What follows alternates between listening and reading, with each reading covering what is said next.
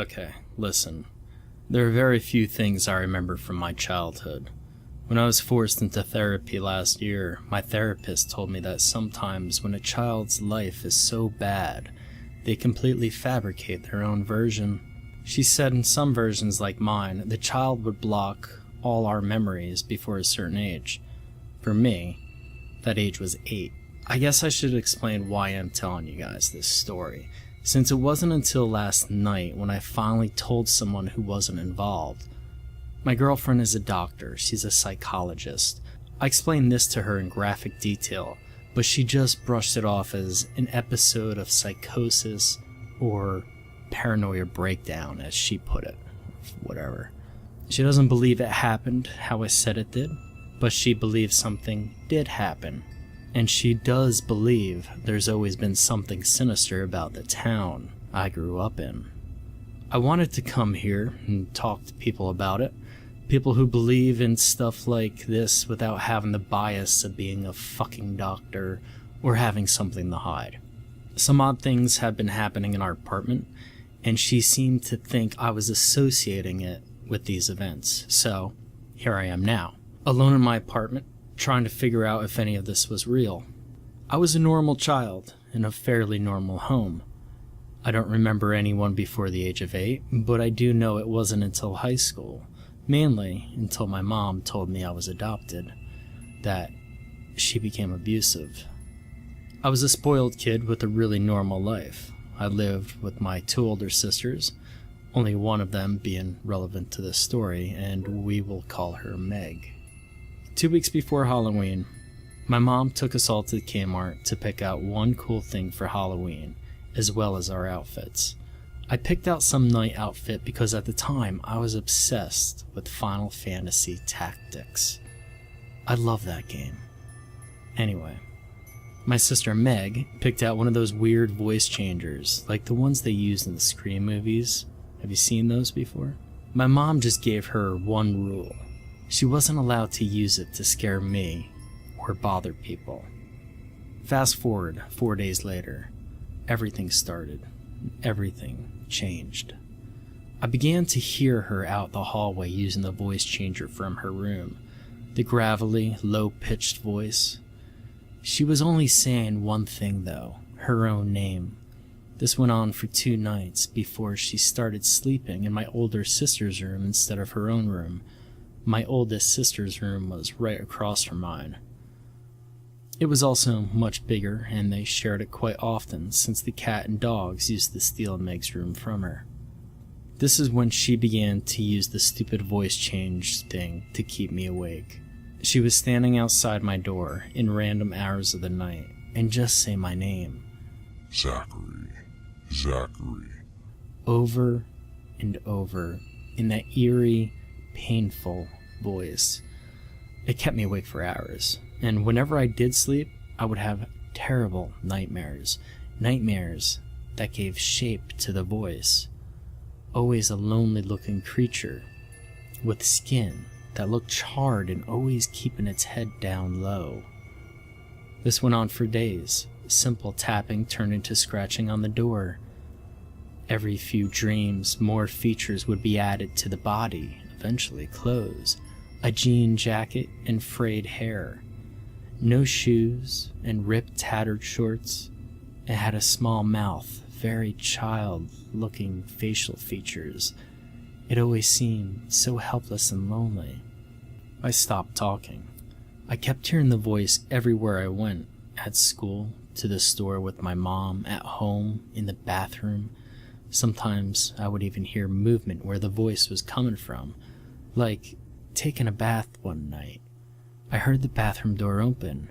Next came very soft steps, almost like a dog. Zachary, are you in here? I'd never been so fucking horrified in my life before then. The door closed behind it. I sat in the bathtub for about an hour listening to it scurry around. Eventually, my mom came in and saved me. She just came in to use the bathroom, and apparently no one remembered I was in there.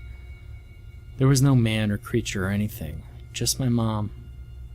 I'm convinced to this day he was hiding in the shower, Our bathroom consisted of a tub with a curtain, across from a shower with a curtain. To this day, I feel like it was waiting for me to come out. A few days pass, still hearing it call my name at night, still tapping, still scratching. Halloween comes. I put on my costume, my sister put on hers. Everyone was getting ready to go out for the night. A friend of mine was coming with us, so I figured I'd be protected in my night outfit. I went outside by myself to on the side of our yard that faced the huge woods. Every parent in our little neighborhood always used to stress about how we were never allowed in those woods. Eventually, it all got torn down, turned into some winery, and abandoned after a couple of months. The owner never gave a reason, he just left, leaving fences and grapevine things and even trailers and tons of equipment. He just left. I was swinging my plastic sword, fighting imaginary bad guys. There was someone moving in the bushes, and I could hear it. It wasn't normal like a cat or a dog or some other animal. It was precise footsteps. I moved a bit closer to my house and further back from the wooded bushes.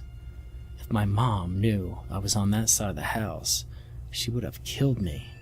Then it all happened so quickly, probably lasting about 40 seconds.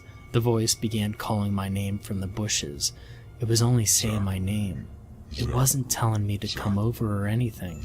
It was simply saying my name and moving back and forth. I could see the outline of its clothes. A jean jacket, some shorts, and it was wearing boots. It was wearing a mask, however, one of those old 90s alien masks, the flat plastic kinds with the small eye holes and the horizontal mouth slit. It moved down on all fours and began walking closer to the ledge, and that's when I noticed its legs and hands. They were absolutely burnt, charred to an almost unrecognizable crisp. I could tell it was looking right into my stupid 8-year-old eyes. It said one final thing to me before I ran to the back door and screamed for my mom. I will have you, Zachary. My mom got furious. She called my sister into the room, and that's where everything changed for our family. Upon being asked about the voice changer and teasing me for weeks, my sister told us that it was broke. She even showed my mom. It was smashed. The dog had knocked it off her nightstand and the cheap plastic shattered. My mom just looked out the window into the woods. My sister looked over at me. We weren't allowed to go out that night, and my mom gave us another huge lesson about staying out of those woods. My sister Meg, her and I didn't really talk much after this. Even today, we're incredibly close, but never talk about it. I remember us sitting in my mom's bedroom, locked in as punishment. She sat me down and sat next to me. Honey, it tried to take you too, didn't it? I'd never seen her so different before. I nodded.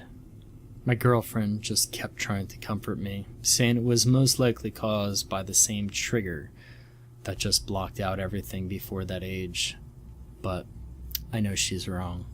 Her reaction is what made me decide to not tell her anything else about those woods and everything that happened in the years following, even with everything that's been happening in my life recently. I just feel there was so much more to what happened and everything that happened growing up in that town years after.